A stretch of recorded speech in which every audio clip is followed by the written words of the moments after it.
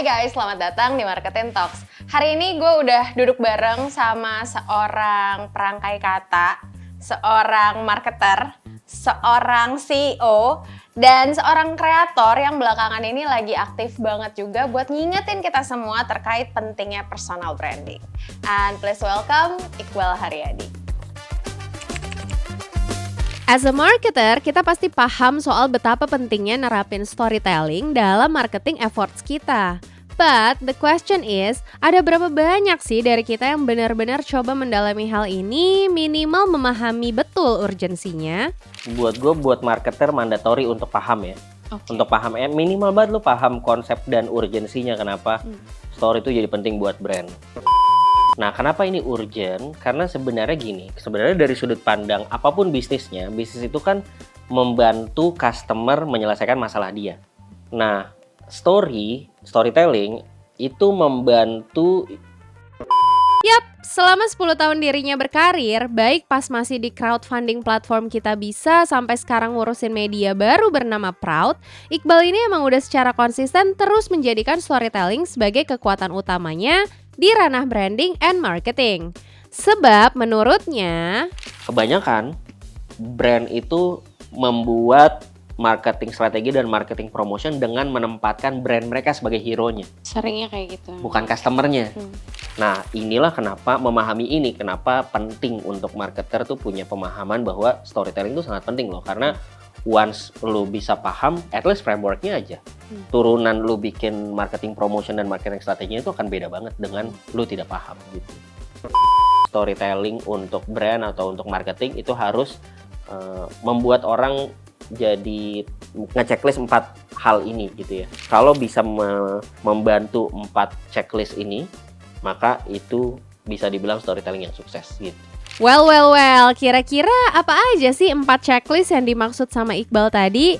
Nah, itulah dia salah satu insight daging yang bakal dibahas di obrolan Marketing Talks kali ini. So, if you want to be lebih jago di urusan brand storytelling, just keep watching and enjoy! Halo Mas Iqbal. Halo, Ca. Thank you so much udah hadir, Terima memenuhi undangannya marketing. Thank you for having me. Menyempatkan waktu. Mungkin langsung aja nih ya, biar kita gak usah lama-lama. Gue pengen nanyanya kayak gini kali.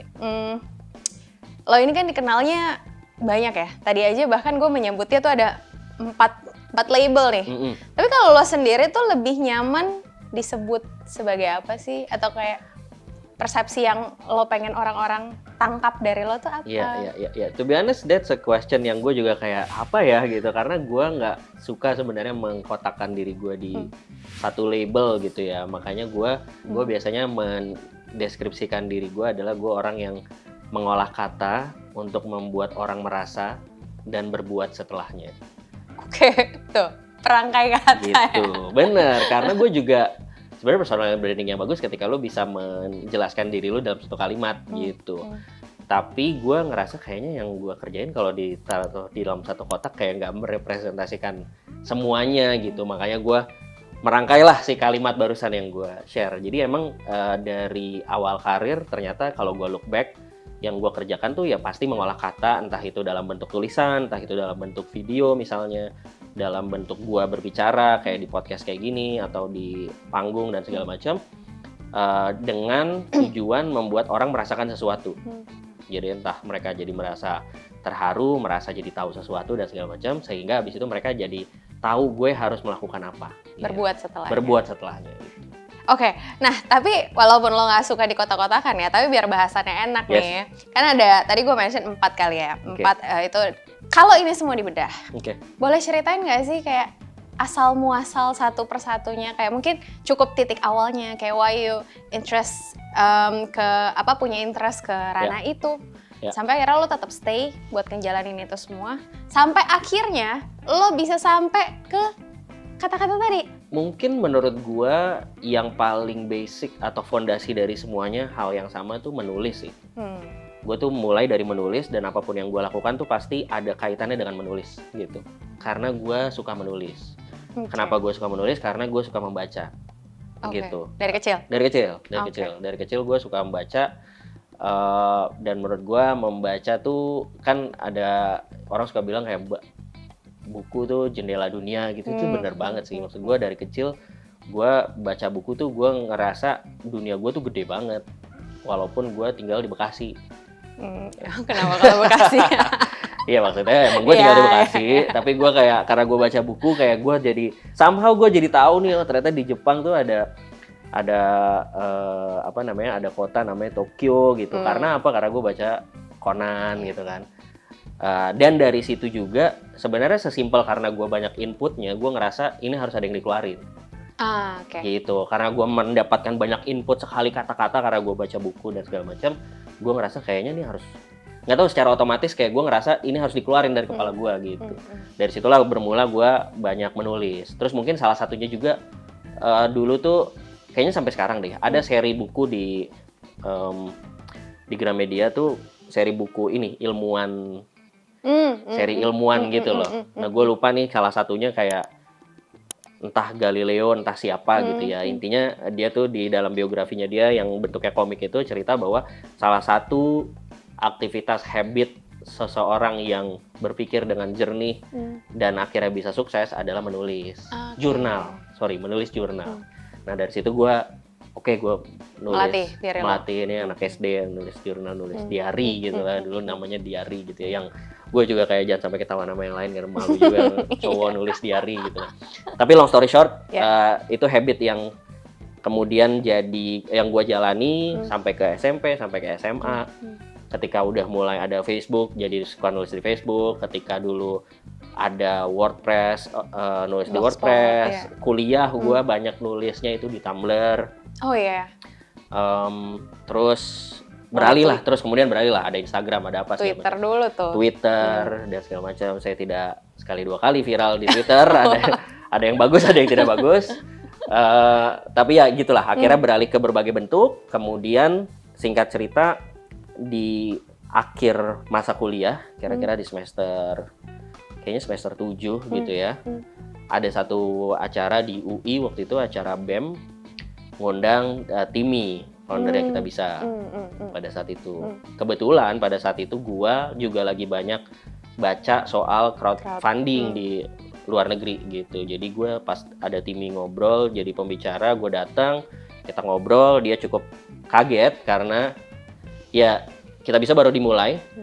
Waktu itu e-commerce aja kayaknya belum rame gitu. Ini ada orang yang lagi riset tahu soal crowdfunding, soal Kickstarter, soal Indiegogo dan segala macam. Kita ngobrol bla bla bla dan segala macam. Gue terlibat di beberapa project sebagai freelance, tapi singkat cerita beberapa bulan kemudian gue diajakin gabung gitu. Dan gue diajakin gabung salah satunya atau mainly karena kemampuan gue menulis gitu. Oh gitu, Gitu. Dari situ ya udah dimulai karirnya. Ada lagi sih beberapa hal yang pernah gue lakukan sebelum itu, tapi basically semuanya soal menulis. Jadi ketika gue menulis ini ternyata bisa digunakan untuk kebutuhan marketing gitu kan, untuk awalnya dari nulis blog, kemudian nulis bahan-bahan material marketing gitu ya untuk promosi produk dan segala macam. Kemudian gua juga karena tadi masih punya habit banyak baca buku sehingga banyak input yang harus gua keluarkan. Gua juga akhirnya rajin untuk nulis di platform-platform yang emang gua punya gitu, yang gua bebas. Jadi disitulah bermula kreatornya. Kemudian apalagi tadi? CEO. Personal branding, kreator itu kira-kira. Terus sebagai CEO-nya, Proud Project ini, jadi previously tadi nyambung ceritanya, gua 10 tahun terakhir karir gua adalah di Kita Bisa. Jadi gua join di Kita Bisa waktu kita masih berempat, yang nyambung cerita tadi, sampai sekarang mungkin kita di 300-400an orang. Terakhir gua menjabat sebagai VP Corporate Communication di Kita Bisa, tapi abis itu gue resign untuk full time jalanin bisnis si Proud Project ini gitu. Si media ini yang sebenarnya juga bisnisnya adalah media, yang medianya juga sangat heavily rely on words, sangat story, sangat kata-kata gitu, which is kayak very align dengan guanya sendiri sebagai seorang pribadi gitu.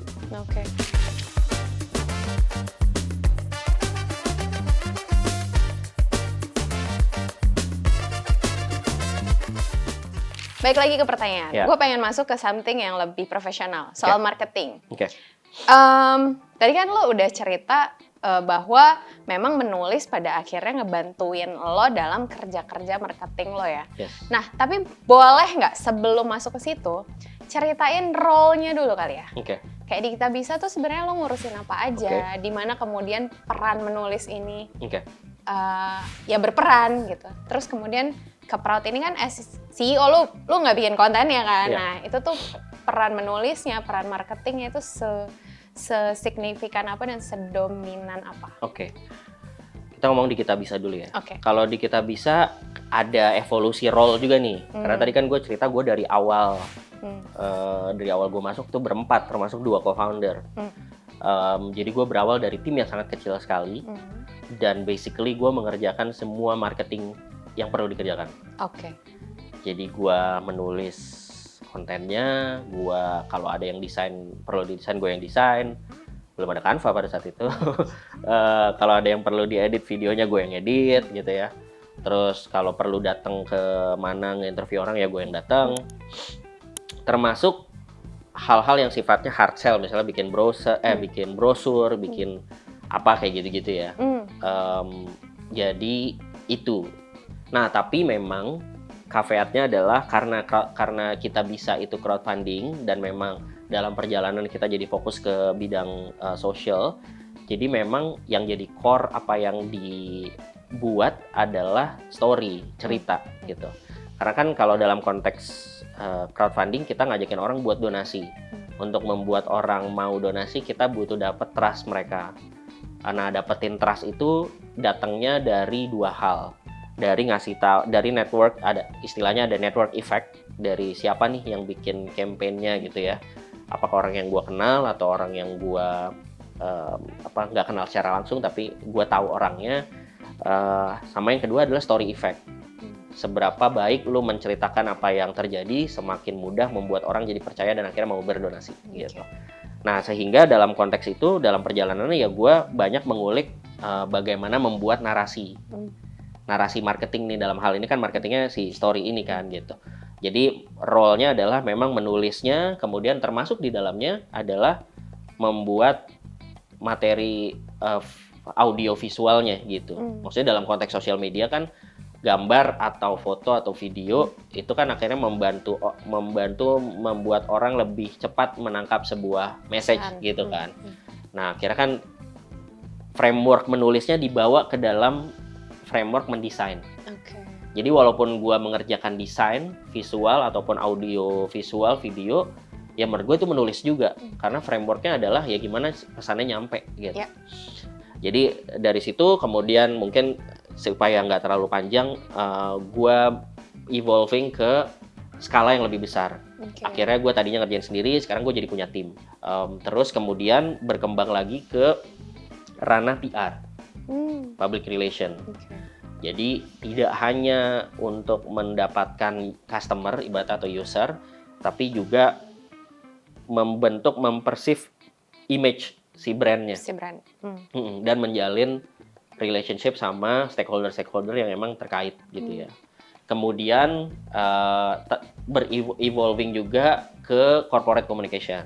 Dalam konteks corporate communication, kalau dalam konteks Kita Bisa, tadinya kita crowdfunding aja, kemudian kita punya roadmap baru, kita akuisisi dan bikin perusahaan asuransi. Gitu. Nah itu kan secara corporate ini corporate action nih gitu, kayak udah beda level nih, kayak next level yang di situ ada banyak perintilan komunikasi yang perlu diurus lah untuk membentuk persepsi baru, untuk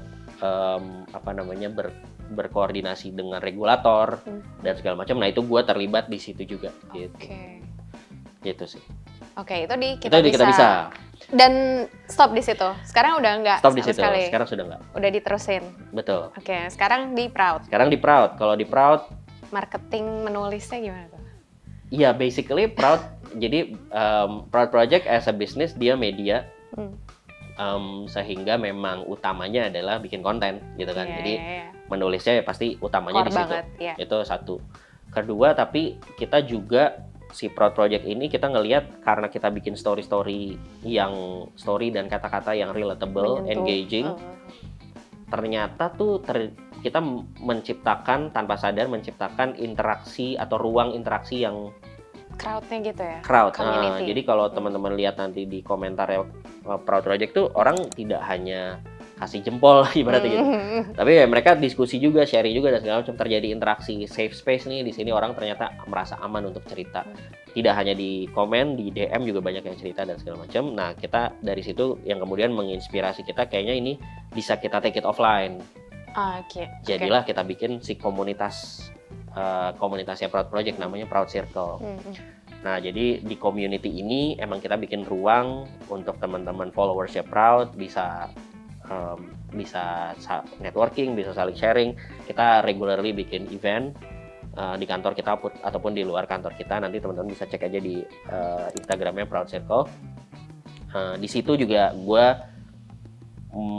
dalam konteks menulis tadi mungkin nggak yang necessarily menulis tapi lebih ke concepting.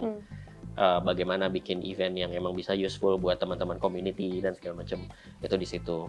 Terus selain itu karena kita somehow udah punya formula storytelling dan formula brandingnya di Proud Project, kita juga mulai membantu teman-teman brand dalam konteks kita giving consultancy. Oh gitu, oke. Gitu. Jadi kita juga bantuin brand untuk nge-shape branding mereka dengan pendekatan yang kita punya di Proud Project. Terus selain itu kita juga punya produk-produk kita sendiri. Jadi ada yang bentuknya learnings. Jadi kayak video, e-learning, e-book. Kita punya ada e-book, misalnya salah satu contohnya kita punya e-book namanya Overthinking Toolbox. Itu kita kayak bikinin alat untuk orang kalau lagi overthinking nih, gue siapin ada 7 alat yang bisa lo pakai untuk memproses overthinking lo gitu. Jadi e-book, e-learning, webinar gitu-gitu ya. Terus ada juga produk yang sifatnya lebih casual atau entertainment gitu. Kayak kita punya kartu conversation card game itu. Terus apalagi ya, kita punya merch juga gitu-gitu lah ya. Itu sama tadi consultancy. Gitu. Satu pertanyaan. Sebelum masuk ke marketingnya banget, karena dari tadi ini story banget. Belum marketing ya? Oke. Story yang bagus, menulis indah. Ala Iqbal. Itu seperti apa? Gue lupa dapat ini dari mana. Dari Danko namanya. Ada di luar negeri ada penulis namanya Danko. Dia bilang menulis tuh transfer energi. Dan gue pas denger itu kayak anjir bener lagi. Itu filosofi menulis gue. Filosofi menulis gue tuh transfer energi. Kalau energinya nyampe ke lu, berarti tulisannya bagus. That's it. I don't care kayak bentuknya gimana, bentuknya puisi kayak, bentuknya kalimatnya nggak jelas kayak itu tuh nomor sekian gitu. Tapi tulisan bagus adalah ketika energinya nyampe ke orang yang baca. Menggerakkan orang, membuat orang merasakan sesuatu. Nah, that's why makanya itu yang jadi misi atau definisi apa yang gue lakukan gitu. Karena sukses tidaknya tulisan gue atau sukses tidaknya hal yang gue bikin, energinya nyampe atau enggak, membuat orang merasakan sesuatu atau enggak gitu. Story yang disebut story buat seorang Iqbal itu kan transfer energi. Tapi harus ada value nggak di dalamnya? Atau kayak sekedar gue cerita, gue nulis hari ini gue ngapain aja. Gue bisa bikin orang lain mungkin kepo atau mungkin relate, tapi kan soal makna itu kemudian jadi bisa dipertanyakan ya. Nah, menurut lo sendiri, apa yang biasanya, kriteria apa nih yang biasanya lo pegang untuk menghasilkan sebuah tulisan? Tergantung objektifnya apa dulu. Yang kita bedain dulu nih, antara kayak misalnya storytelling untuk kebutuhan bisnis, kebutuhan marketing, kebutuhan branding, sama storytelling, ya udah storytelling aja, pengen cerita aja dan segala macam gitu. Gua selalu, disclaimer dulu. Gua tuh soalnya tadi kan tadi belum kesebut ya. Gua tuh kuliahnya kan MIPA, biologi. Jadi gua tuh sangat belajar marketing dan belajar menulis tuh ilmu jalanan lah ibaratnya. Jadi gue even gue ngambil course dan gue belajar kayak, nulis tuh ada AIDA apa gitu-gitu kan, ada framework gitu kan, kayak itu banyak yang nggak masuk di gue dan nggak gue jadikan patokan. Karena Ya satu mungkin karena ya udah gue bukan gaya lo. Bukan gaya gue, satu. Kedua, guanya juga mungkin terlalu cowboy, dalam kita kayak ya udahlah jalanan aja lah, ilmu jalanan aja lah gitu dan segala macam. Sehingga sebelum tadi masuk, sehingga gue mau bilang ya sebenarnya yang gue share ini emang sangat subjektif. Oke. Nah, tadi balik ke itu, kalau untuk storytelling untuk kebutuhan yang personal, sebenarnya kriterianya adalah ketika lu baca bunyi nggak di lu. Oke. Buat elunya sendiri gitu. Oke. Karena buat gua, lu bercerita itu paling pertama adalah audiens utamanya adalah diri lu sendiri gitu. Nah itunya ketika lu baca ulang bunyi nggak di lu gitu. Kalau bunyi di lu ada kemungkinan besar itu akan bunyi di orang lain. Tapi kalau di lunya aja nggak bunyi, mungkin kemungkinan besar di luar lu atau orang lain juga ngelihatnya nggak akan bunyi, artinya message-nya nggak akan nyampe gitu. Kalau storytelling untuk personal kan ya udah yang penting gue mau menyampaikan sesuatu nyampe gitu ya. Kalau storytelling untuk kebutuhan bisnis, sebenarnya mau nggak mau, apakah si storytelling ini akan ada dampaknya terhadap business metrics? Oke. Gitu. Tapi dampaknya pun bisa jadi langsung, bisa jadi tidak langsung. Itu dari segi objektif. Kalau dari segi bentuknya seperti apa? Yang tadi kita bahas tuh, bahwa storytelling untuk brand atau untuk marketing itu harus membuat orang jadi nge-checklist 4 hal ini gitu ya. Membuat orang jadi tahu, membuat orang jadi paham, membuat orang jadi relate dan membuat orang jadi ingat sama brand kita gitu. Kalau yang dibikin storytelling yang dibikin apapun bentuknya, entah video TikTok, entah video panjang, entah iklan TV, entah poster, entah baliho dan segala macam, kalau bisa membantu 4 checklist ini, maka itu bisa dibilang storytelling yang sukses gitu. Oke, Mas. Nextnya gue mau nanya soal storytelling or story lah ya, cerita, pemahaman akan menulis, pemahaman akan cerita dengan marketing. Lo sendiri membuktikan bahwa dua hal ini bisa saling berkaitan, bahkan kemampuan menulis lo mendukung kerjaan lo gitu ya, berkomunikasi dan lain-lain. Tapi kalau kita ngomongin marketer in general, menurut lo sepenting apa kemudian pemahaman akan cerita ini untuk mereka menjalankan pekerjaannya gitu? Boleh share soal itu nggak? Mandatory or ya udah gue bisa nulis plus poin aja lah? Iya. Buat gue, buat marketer mandatory untuk paham ya. Untuk paham minimal banget lu paham konsep dan urgensinya kenapa story itu jadi penting buat brand. Ada buku judulnya Story Brand. Story Brand, intinya itu sebenarnya panduan untuk brand menciptakan, membangun storytelling untuk brandnya. Nah, kenapa ini urgent? Karena sebenarnya gini, sebenarnya dari sudut pandang apapun bisnisnya, bisnis itu kan membantu customer menyelesaikan masalah dia, gitu kan. Nah, storytelling itu membantu target audience untuk segera paham bahwa brand kita tuh menawarkan service atau produk yang bisa membantu masalah mereka. Makanya kalau di Story Brand, ini gue agak ke buku Story Brand dulu ya. Kalau di buku Story Brand, dia tuh ngingetin formula storytelling yang sebenarnya jadi formula yang dipakai bahkan di formula basic storytelling yang dipakai di semua film. Which is ada karakter, punya masalah, kemudian dia bertemu seorang pemandu, yang pemandunya ini memberikan plan, memberikan rencana, atau memberikan inspirasi untuk dia melakukan sesuatu, kemudian dia melakukan sesuatu sehingga si karakter ini antara sukses mendapatkan apa yang dia inginkan atau terhindar dari kejelekan atau musibah yang bisa terjadi kepada dia. Gitu. Kalau contoh paling bego misalnya Nobita deh ya. Doraemon ya. Nobita punya masalah, males, pengen sukses tapi males gitu kan. Bertemu Doraemon yang memberikan dia rencana dan kantong ajaib sehingga habis itu dia bisa mencapai apa yang diinginkan atau terhindar dari kesialan. Tapi karena Doraemon komedi biasanya ujungnya agak patah kan. Harusnya dia sukses tapi ternyata tetap dikebukin sama Giant dan segala macam. Tapi lu boleh pretelin semua film atau story apapun semuanya pakai framework ini. Secara umum gitu.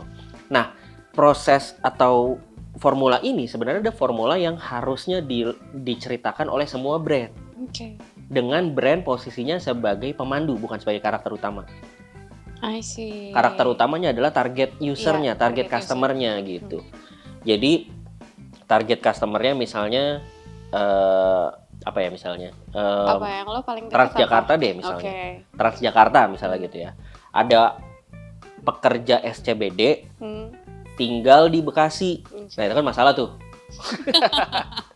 Bekasi bermasalah ya, pekerja SCBD tinggal di Bekasi, masalah dong. Iya, betul. Pekerja SCBD tinggal di Bekasi, tapi belum punya mobil atau nggak mau macet-macetan, bertemu dengan Transjakarta yang memberikan layanan bertransportasi pergi dari Bekasi ke Jakarta dengan harga murah, sehingga dia bisa sampai di kantornya tepat waktu.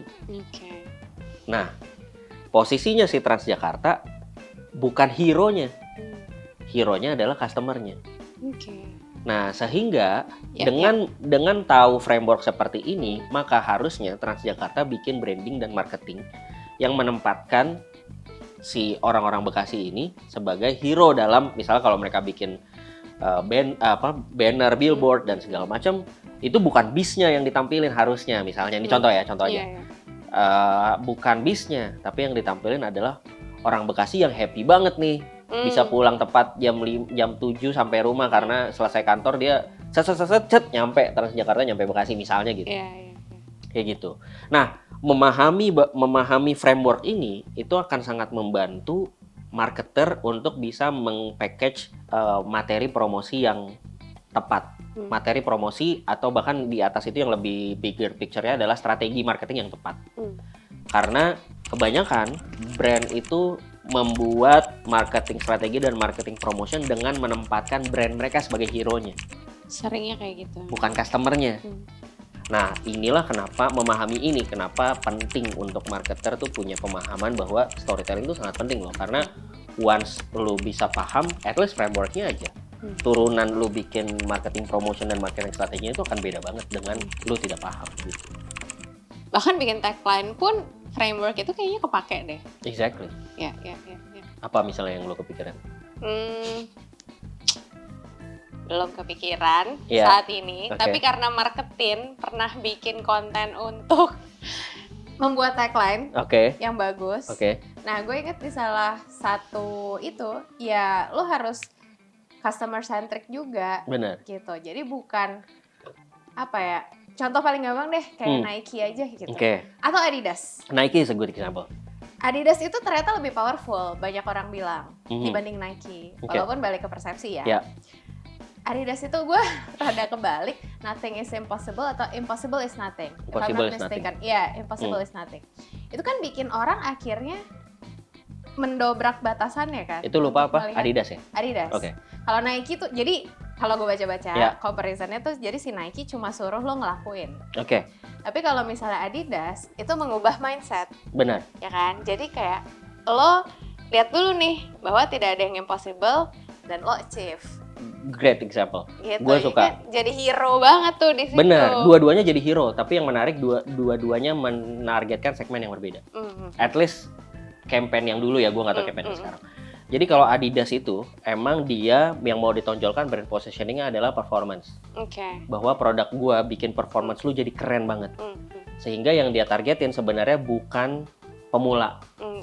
Yang dia targetin adalah misalnya emang lu udah lari, kalau lu lari pakai sepatu gua, lari lu jadi kenceng banget. Kalau Nike, their aim adalah target gua bukan atlet, bukan ini, tapi justru kayak everyone can be athlete gitu. Kayak lu jangan kalau lu badan lu gede dan segala macam, lu jangan ngerasa cemen kayak lu pakai Nike, let's do it man gitu. Kayak it doesn't matter lu bukan atlet, yang penting lu gerak gitu. Nah, mereka nargetin segmen yang berbeda. Tapi ketika kita ngomong tadi customer centric, itu jadi contoh yang bagus banget. Karena I think both, tapi lebih besar ke Nike, itu they rarely talk about the feature of the sepatu gitu. Mereka ngasih lihat nih, kayak Nike tuh campaign-nya, gue lupa namanya apa, tapi kira-kira message-nya adalah semua orang bisa loh gitu. Karena gue inget bentuk videonya adalah ada orang gendut lari. Oke. Cuma gitu doang.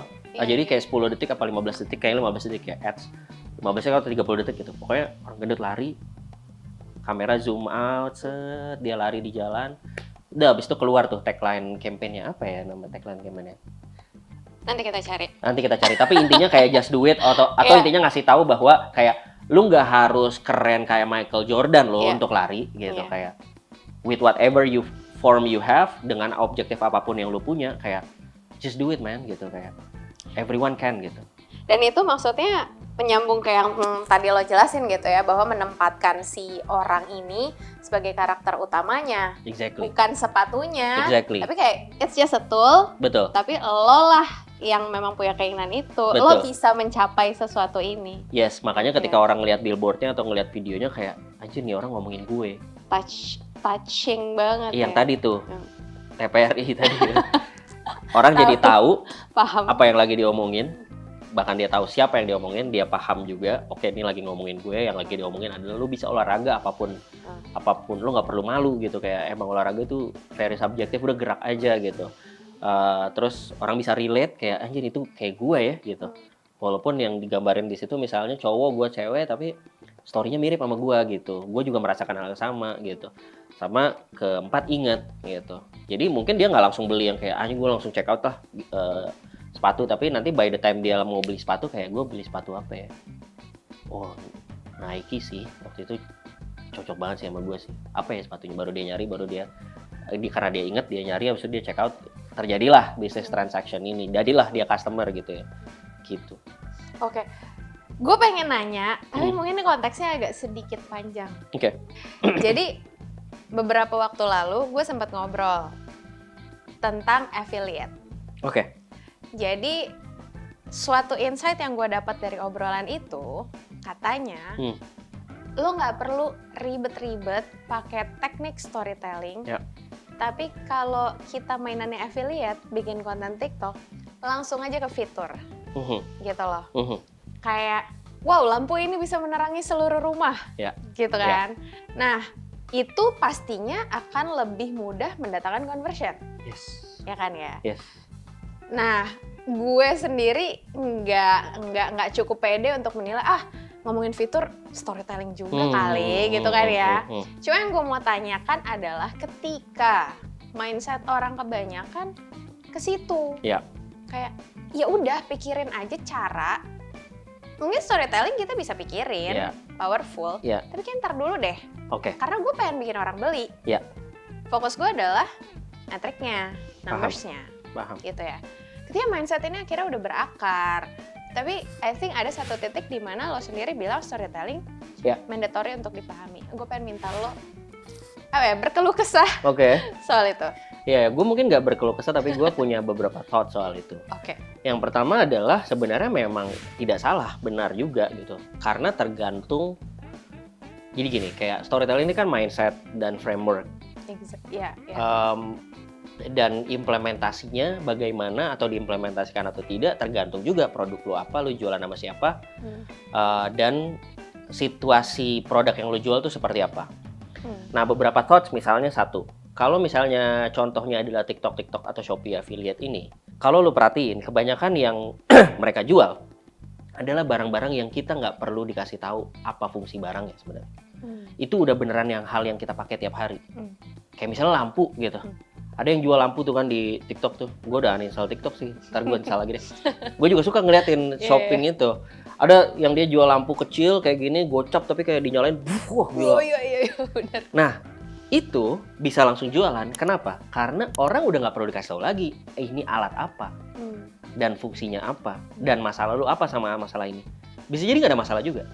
Tapi ketika gue tahu 50.000 bisa 5 meter, punya gue di rumah cuma bisa 1 meter, harganya 100.000 lagi, ya kayaknya gue beli aja deh gitu kayak. Nah, itu bisa terjadi kenapa? Karena kebutuhan untuk storytelling menceritakan produk ini itu udah diselesaikan entah oleh pihak lain atau entah oleh aktivitas dan produk ini yang memang sudah digunakan bertahun-tahun sehingga orang sangat familiar. Sehingga nggak ada lagi kebutuhan untuk storytelling. untuk mengenalkan, untuk ngasih orang urgensi kenapa sih lo harus beli ini dan segala macam udah nggak ada gitu. Itu sudah bukan nggak ada, itu sudah terselesaikan entah oleh waktu yang memang produk itu sudah sangat familiar atau sudah dikerjakan tapi bukan oleh brand ini, tapi oleh brand lain. Nah, menurut gue dalam konteks tadi banyak yang situasinya seperti itu dan kalau memang seperti itu ya memang lo nggak perlu ngulang lagi. Gitu. Itu thoughts satu. Thoughts kedua adalah gue punya temen yang emang dia juga main Shopee, main TikTok dan gede lah. Kayak per hari dia ngirim minimal 4.000 paket. Problem dari lu nggak punya, mungkin kita nggak ngomongin storytelling dulu. Problem dari lu main kayak gitu biasanya adalah lu akan nyentuh satu titik ceiling di mana akhirnya yang terjadi lu price war. I see, ya. Yeah. Karena orang beli, misalnya lu apa produk terakhir di TikTok yang lu lihat dan lu tertarik banget? Nggak di TikTok sih. Atau di mana? Ya terserah di mana. Iya, apa? Apa ya? Ya itu deh, lampu tadi lampu. deh. Lampu yang brandnya perawat. apa? Nggak ingat. Exactly. Iya. Exactly. Jadi gitu. Semua orang bisa jualan itu gitu.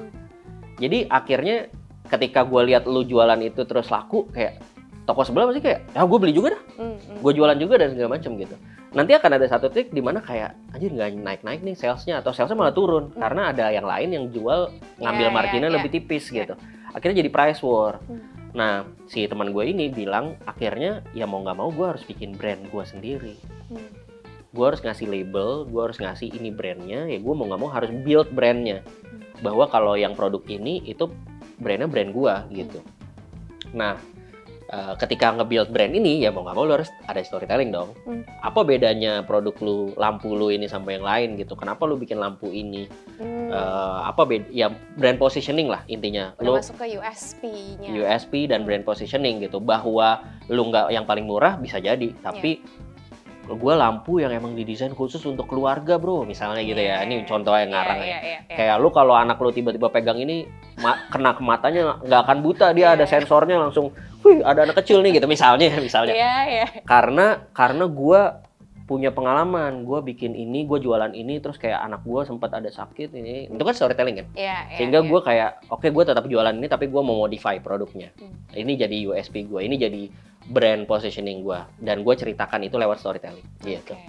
Nah jadi si branding dan storytelling ini akhirnya membantu bisnis untuk lu punya brand positioning yang strong, sehingga lu nggak terjebak pada price war. Gitu. Nah thoughts ketiga adalah sebenarnya ini kan ada teori-teorian funnel atau fase gitu-gitu ya. Intinya orang perlu di-educate dulu bla bla bla sampai akhirnya mereka beli.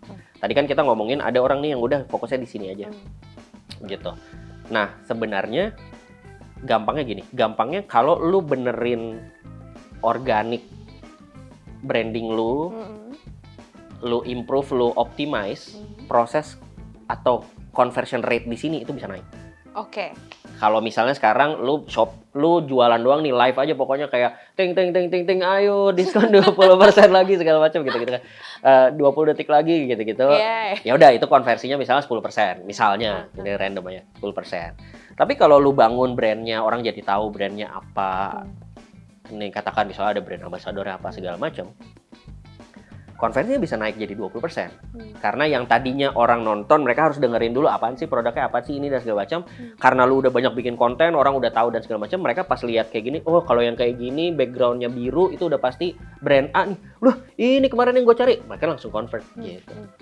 Jadi sebenarnya lu mau selling ya definitely bro, business it's about selling gitu, kayak buat getting revenue gitu. Tapi jika dimainkan dengan benar, sebenarnya si branding ini justru bukan kebalikan dari selling gitu.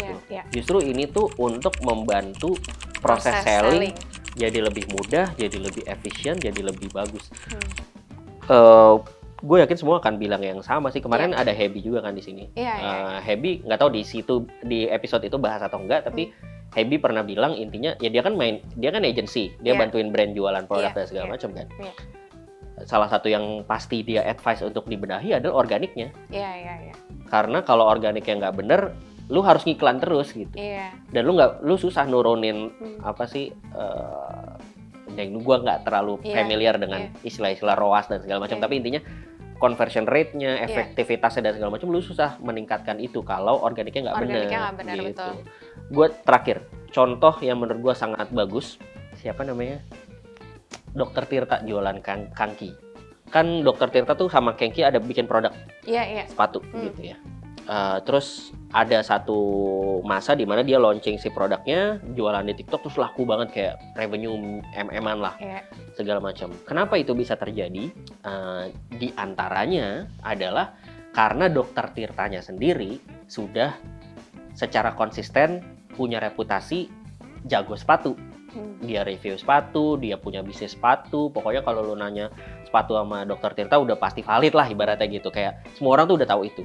Itu satu. Kedua, Dr. Tirtanya juga muncul mulu di mana-mana, kayak bikin konten rame terus, main ke podcast orang FYP terus, apa segala macam. Jadi orang udah familiar banget sama mukanya Dr. Tirta.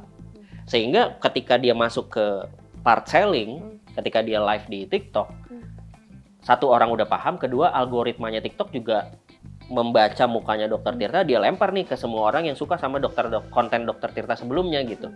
Sehingga akhirnya konversinya jadi gede banget gitu. Yang tadinya mungkin kalau Dr. Tirtanya tidak seterkenal itu, ya kan mungkin orang ngelihat kayak, oh, Dr. Tirta lagi jualan apa nih? Oh, sepatu. Apaan sih sepatunya? Orang mungkin akan nanyanya ke level kayak, sepatunya beneran bagus apa enggak, soalnya gimana, apa segala macam gitu. Tapi karena proses edukasinya sudah diselesaikan oleh storytelling yang konsisten dilakukan oleh Dr. Tirta dengan reputasi dia sebagai expert sepatu dan personality dia yang sangat lovable untuk orang-orang yang suka sama dia, itu udah selesai. Jadi ketika orang ngelihat, lah Dr. Tirta lagi live apa nih? Udah sepatu, udah tinggal selling aja. Kayak Dr. Tirta tinggal bilang kayak ting 10 detik lagi, ayo cepet. Orang mungkin baru masuk 1 detik kayak, wah itu langsung gitu. Curiga kayak Iqbal pernah nge-live TikTok. Gue pernah live TikTok. Buat jualan? Jualan apa? Waktu itu gue jadi brand ambasadornya kaos namanya Zargo. Ini kaosnya. Live. Nah, di situ live gue. Wow, gitu juga. Ting. Iya, ting gitu. Suka banget gue live TikTok. Wah, gue pengen nanya soal ini. Konteks dulu, tadi di luar ini ya, sempet di-mention sama Mas Iqbal soal TPRI. Gue menyingkatnya jadi TPRI, walaupun dia tidak menyebutnya TPRI. Bagus, jadi bagaimana sebuah story itu dalam konteks bisnis or marketing itu akhirnya bisa mencapai objektif. Dalam hal ini selling, tahu, paham, relate, ingat. Terus tadi lo juga udah sempet mention soal customer centric. Nah, yang gue mau tanyakan adalah, kalau dalam konteks iklan, bercerita,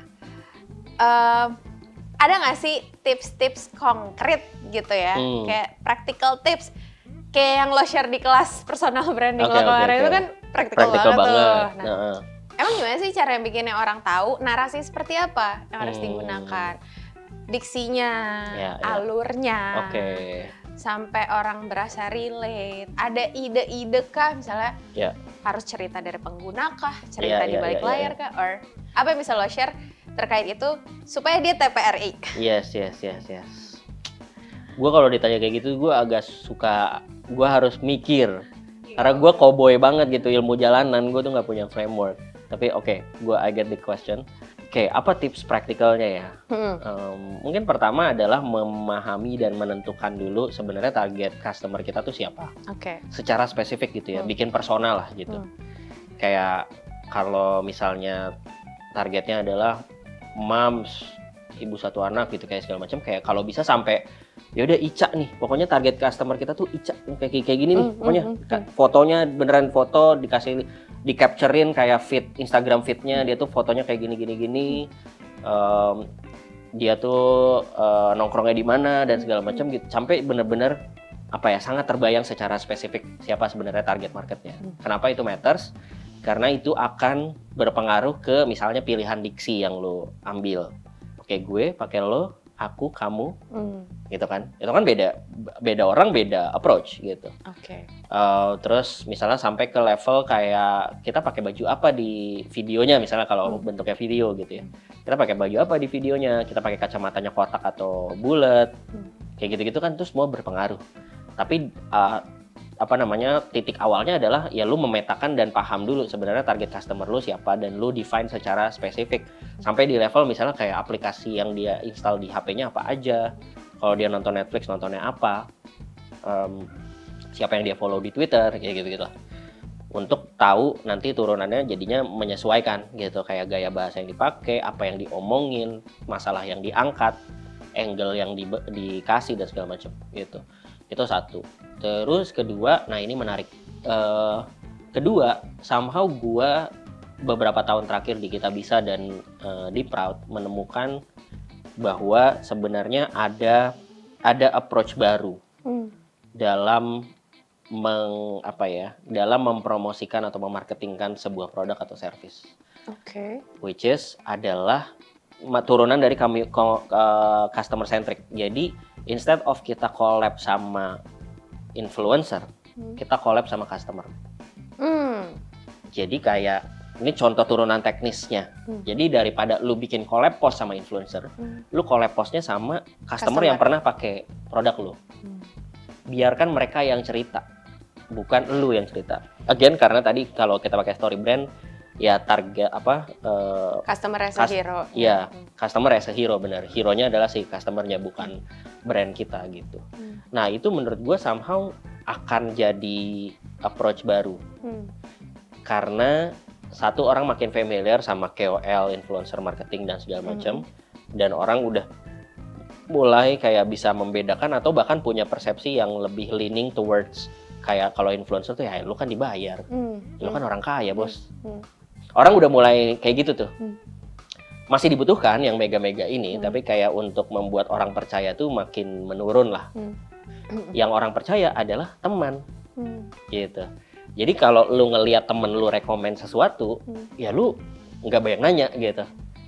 Atau bahkan bisa jadi lu yang nanya ke temen lu kayak, kemarin lu pakai stroller apa sih? Gitu kan? Iya. Kemarin gue lihat anak lu pakai ini lucu deh. Iya lucu deh gitu. Kayak deh. Kemarin lu sharing anak lu habis sakit minum vitamin apa gitu kan? Lu nanya ke temen dan temen lu bilang apa, lu langsung percaya gitu. Nah jadi memang kayaknya kita udah harus bergeser ke, gue nggak tahu nih istilahnya, gue belum bikin istilah kerennya gitu. Tapi intinya community lah, community centric gitu. Bahwa customer kita, biarkan customer kita yang jadi brand ambassador kita, bukan artis. Iya. Bukan artis atau influencer besar yang sebenarnya emang nggak make produk lu gitu. Nah itu kedua tuh. Kalau konteksnya di Proud, makanya kita mungkin satu dari sedikit media yang collaboration postnya sama pembaca sama followers gitu, sama audiens kita. Dan kebanyakan hampir semuanya yang kita angkat bukan orang, ya bukan artis, bukan high profile gitulah ya. Maksudnya common people yang emang kita yang gitu punya story. Bukan ibaratnya kalau ngeliat tuh bukan yang ngedongak gini gitu loh, tapi ya setara gitu. Somehow lo jadi langsung dapet trust-nya gitu loh. Oke. Gitu. Ya. One question follow up dari situ. Gue belakangan ini ketika makin banyak baca soal marketing gitu ya, satu kata yang menurut gue penting tapi cukup susah buat di-crack, itu adalah relevansi. Oke. Mungkin lo punya definisi sendiri for soal relevansi, apalagi sering ketukar sama relatability. Yes. Tapi kayak, ya lo menghadirkan story ya harus relevan, gitu loh. Yang susah di-crack adalah mengetahui ini relevan gak sih? Jangan-jangan apa yang kita narasikan, apa konten yang kita bikin, message yang kita deliver, itu yang cuma kita pikir penting aja. Oh kayaknya bakal kena deh. Paham. Oh kayaknya penting deh. Oh kayaknya dia butuh ini deh. Paham. Tapi enggak, sama sekali enggak relevan. Nah kalau caranya Iqbal sendiri kayak identify that relevance gitu ya, dalam konteks konten, dalam konteks marketing, itu seperti apa? Cukupkah dengan bikin profilingnya Ica? Ini kan cuma mewakili satu orang. Paham. Gitu. Paham. Menurut gue pertama memang kita harus accept, karena lo nyebut tadi banyak keyword kayaknya, kita harus accept bahwa marketing is the art of kayaknya. Oke. Itu harus di-embrace sih. Marketer harus bisa meng-embrace fakta itu. Memang tugasnya marketing adalah punya hipotesis kayaknya untuk kemudian dites gitu. Jadi memang nggak ada sih menurut gue marketer yang punya hipotesis terus kayak pasti jadi nih gitu, kayak less likely lah. Mungkin jam terbang akan membuat kemungkinan suksesnya lebih besar, tapi kayak apakah akan selalu benar, menurut gue nggak ada sih. Bahkan yang senior pun pasti banyak banyak fase di mana kayak mereka punya hipotesis ternyata kayaknya ini tidak benar gitu setelah di testing. Nah, poin keduanya adalah memang karena poin satu tujuannya adalah bukan memastikan itu terjadi, tapi memperbesar kemungkinan itu terjadi. Caranya adalah dengan melakukan testing. Nah, kayak tadi misalnya, kita mulai dengan profiling. Profilingnya kayak Ica nih gitu. Karena dia umurnya segini, status sosial kayak gini segala macam. Kita asumsikan dia punya masalah ini misalnya gitu, yang kita asumsikan ini akan relevan dengan orang-orang dengan profil seperti Ica juga gitu. Misalnya adalah working mom gitu ya, misalnya profilnya working mom Jaksel gitu. Terus yang kita lakukan adalah bisa 2 jalur nih, gue agak oversimplify ya. Satu adalah langsung dilempar, kedua adalah kita testing. Nah, testingnya ini bisa jadi kualitatif survei aja, kayak misalnya siapa ya working mom lagi di lingkaran gue. Oke, gue kenal nih ada A, B, C, gue WhatsAppin aja satu-satu. Atau gue telepon kayak, gue minta waktu lo 5 menit dong. Ini gue lagi bikin ini. Menurut lo kalimat ini relevan nggak buat lo? Gitu. Atau dengan cara bertanya yang mungkin lebih kreatif dari itulah ya. Karena ada cara-cara bertanya yang open question sehingga kita bisa dapetin jawaban yang lebih rich, lebih jujur, lebih rich dan lain-lain. Nggak terkesan kayak mengarahkan banget. Tapi poinnya adalah sangat bisa dilakukan untuk mentesting itu. Dan itu cukup rutin gue lakukan, termasuk dalam content creation. Tidak yang personal ya, tapi yang misalnya untuk bisnis. Jadi kayak misalnya kita habis bikin video nih, terus kita emang desain video ini tuh video lucu, video komedi. Maksudnya pembawaannya komedi. Nah, yang gue lakukan adalah waktu itu rutin misalnya, yang gue lakukan adalah gue minta kayak, oke nih videonya kayak gini, targetnya tuh kira-kira orang dengan range seperti ini, gue tarik deh orang di kantor yang nggak ada hubungannya sama tim marketing. Jadi anak ops, yang bapak-bapak, satpam, gue ajak masuk ke ruangan siapa masuk semuanya. Gue punya video produk kita kayak gini. Atau bahkan kadang gue nggak jelasin ya. Pokoknya gue punya video, gue pengen kalian tonton. Udah gitu doang. Nah, videonya di play, gue minta tim gue jangan merhatiin videonya, perhatiin muka orang-orang ini. Jadi misalnya kalau komedi, berarti pas ada titik-titik yang menurut kita lucu, bener nggak di titik itu mereka ketawa? Gitu. Jadi dites. Bener, terus nanti kayak misalnya videonya kita harapkan orang jadi terharu. Bener nggak di titik mana mereka kayak kelihatan mulai nangis gitu. Nah, itu dicatat tuh. Jadi orang nonton, lu nonton nih kesini, gue nontonin lu. Nah, nanti kayak dicatat misalnya pas bagian ini yang harusnya kita persepsikan lo nangis, nggak nangis. Lah, nggak nangis ya, berarti nggak nangis nih. Nggak kena nih. Nggak kena. Oke, terus nanti pas malah ada titik yang ternyata di situ dia nangis, oke, dicatat. Nah, selesai itu baru di-confirm. Mas, emang apa yang lo rasain pas bagian ini? Ya nggak ada sih. Menurut gue kalimatnya terlalu ini gitu kayak. Atau yang pas bagian ini gue lihat lo nangis. Kenapa tuh? Iya, soalnya gue jadi inget anak gue kayak gini segala macam. Nah, dari hasil itu, berarti misalnya ya, berarti scene yang bikin orang nangis ini jangan taruh belakang, taruh di depan. Nah, kayak gitu-gitu loh. Biar ini dulu. Iya. Nah, itu cara metode-metode testing yang sangat bisa dilakukan oleh marketer dengan berbagai format yang berbeda ya. Nah, itu lu iterate dari situ gitu. Gitu sih. Oke, dan testing itu kan sebenarnya bukan cuma buat marketing ya. Lo nulis juga pasti dari 10 tahun lalu sampai sekarang. Testing juga kali ya, mana yang ya benar. Mana yang paling membantu gue buat menyampaikan pikiran dan lain sebagainya. Ya.